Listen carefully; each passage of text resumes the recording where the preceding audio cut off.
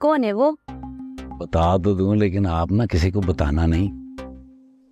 वो ना एक न्यूज चैनल का रिपोर्टर है, जैन। हाय अल्लाह साईं, ये छोरी क्यों ब्रेकिंग न्यूज बनना चाहे से?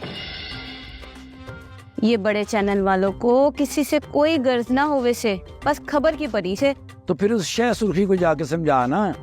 खामखा किसी दिन सस्ते से अखबार की सुर्खी बन जाएगी, फिर थाने की बदनामी होगी, फिर अच्छे रहोगे। करती से बंदोबस्त। और ये सर पे ले ले, सर डांपने से 100 बलाएं दूर रहती हैं। और टोपी अच्छी भी इसे लगती है। मेरा मुंह देखी जाओ, उन नोटू छोटू को हवा भी लगवाया करो।